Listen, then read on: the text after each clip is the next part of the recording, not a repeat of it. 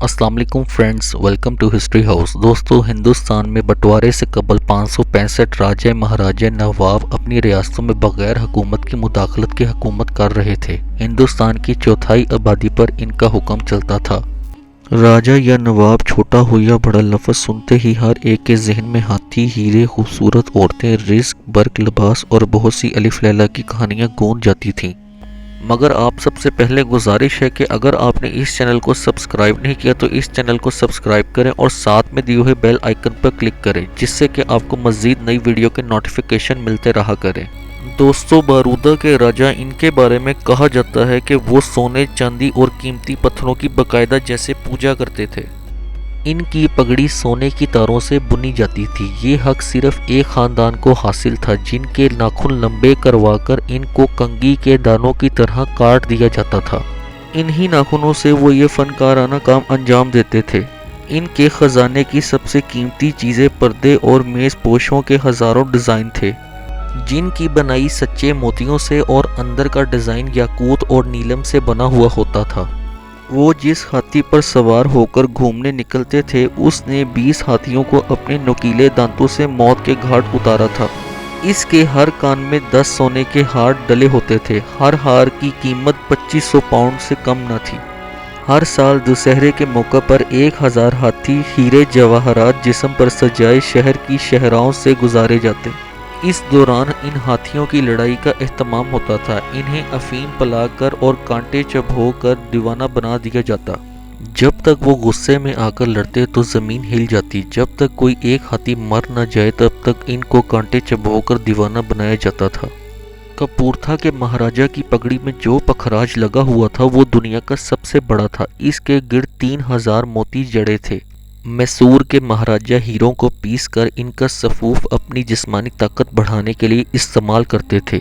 19वीं सदी के आखिर में ग्वालियर के महाराजा बर्मिंघम पैलेस का जो सबसे बड़ा फनूस था, इसके बारे में खबत का शिकार हो गए थे कि मेरे पास इससे भी बड़ा फनूस होना चाहिए, और वो वीनस में ऑर्डर देकर तैयार कराया गया।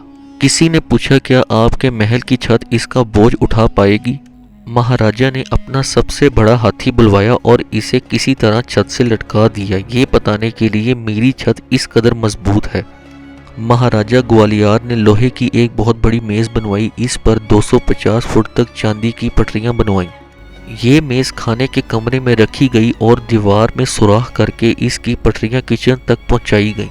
इसमें न जाने कितने स्विच लगे थे। जब मेहमान आते, महाराजा इन स्विचों को कंट्रोल करते। इन पटरियों पर ट्रेन भागती रहती, किचन में जाती, बावर्चियों से सामान लाती। महाराजा ने जिस मेहमान को जो पेश करना होता, इसके सामने रेलगाड़ी रोक देता। वो डिश मेहमान उठा लेता। जो मेहमान पसंद न आता, इसके सामने ट्रेन गुजर जाती और वो बेचारा भूखा ही रह जाता। जूनागढ़ के नवाब कुत्ते पालने के शौकीन थे। उन्होंने अपनी चहीती कुतिया रोशनी की शादी एक कुत्ते बाली से की। उन्होंने हिंदुस्तान भर से राजाओं समेत 1.5 लाख अफराद को मदऊ किया। बड़ी शानदार ज़ियाफ़त दी और नवाब साहब ने इस शादी पर 600 लाख पाउंड खर्च कर डाले। हैदराबाद दक्कन के 7वें निज़ाम की कहानी बहुत दिलचस्प है। वो सिर्फ 5 फुट 3 इंच कद के थे। 1947 तक दुनिया के सबसे दौलतमंद आदमी थे। वहम के मरीज थे। पान खा खा कर दांत भूरे होकर गल सड़ गए। कंजूसी में अपनी मिसाल आप थे। बगैर इस्त्री किए पजामा पहनते, मकामी चप्पल पैरों में होती। 35 साल तक एक ही टोपी सर पर इस्तेमाल की। 135 अदारों के मालिक थे। जहां सोने के बर्तन में खाना खिलाया जाता, खुद टीन के बर्तन में खाना खाते। जब कोई मेहमान इनके पास आता तो चाय की एक प्याली, बिस्किट और एक सिगरेट से तवाज़ा करते। बीमार हुए तो दिल के डॉक्टर इलेक्ट्रोकार्डियोग्राम लेकर मुंबई से आए। जब आला महल में ना चल सका तो हैरानी हुई। पता चला कि बिजली का बिल अदा नहीं करने के बायस बिजली का कनेक्शन ही काट दिया गया है। और अब इनके कमरे का हाल सुनिए। टूटी मेज़, टूटी हुई 3 कुर्सियां, कचरे से भरी रद्दी की टोकरी, कोने कोने में मकड़ी का जाल। आए अब इनकी दौलत का मामूली अंदाज़ा लगाएं।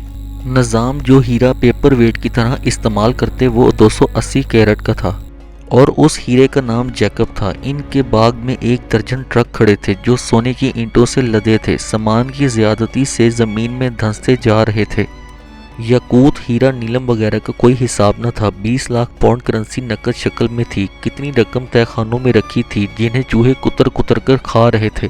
اپنی فوج اپنا توپ خانہ تھا۔ ایک بار نظام کی نظر میں ایک راجن نے اشرفیاں بطور نظر ان کو بھیجی۔ ان میں سے ایک اشرفی گر کر لڑکھنے لگی تو نظام خود گھٹنوں کے بل اس کے پیچھے لپکے اور اٹھا کر ہی دم لیا۔ ایک بار نواب آف بہاولپور لندن میں عام شہریوں کی طرح مارکیٹ گئے۔ رولز رائس کے شو روم پر کھڑی رولز رائس گاڑی پسند آ گئی۔ اندر گئے اور سیلز مین سے قیمت معلوم کی تو سیلز مین نے انہیں ایک عام ایشیائی شہری سمجھ کر ان کی خاصی بے عزتی کی۔ نواب صاحب واپس ہوٹل آئے اور اگلے روز پورے شاہی ٹھاٹ کے ساتھ ملازمین کی ایک پوری فوج لے کر اس شو روم پر گئے اور وہاں پر موجود 6 کی 6 رولز رائس گاڑیاں خرید لیں اور ملازمین کو کہا کہ ان گاڑیوں کو فوراً بہاولپور پہنچا کر میونسپل کمیٹی کے حوالے کرو اور ان سے شہر کا کچرا صاف کرنے اور کچرا اٹھانے کا کام لیا جائے۔ اور ایسا ہی کیا گیا، یہاں تک کہ پوری دنیا میں یہ بات پھیل گئی اور رولز رائس کی مارکیٹ ڈاؤن ہونے لگی۔ رولز رائس کا نام سن کر لوگ ہنستے ہوئے کہتے کہ وہی جو ریاست بہاولپور میں شہر کا کچرا اٹھانے کے لیے استعمال ہوتی ہے۔ کچھ ہی دنوں بعد رولز رائس کمپنی کے مالک نے خود بہاولپور آ کر نواب صاحب سے معذرت کی اور 6 نئی رولز رائس گاڑیاں بھی بطور تحفہ دیں اور درخواست کی کہ گاڑیوں کو اس گندے کام سے ہٹایا جائے۔ ان 6 نئی گاڑیوں میں سے ایک نواب صاحب نے قائد اعظم کو تحفے میں دی اور جب ہندوستان کے بٹوارے کا وقت آیا تو سوال پیدا ہوا کہ ان کا کیا کیا جائے۔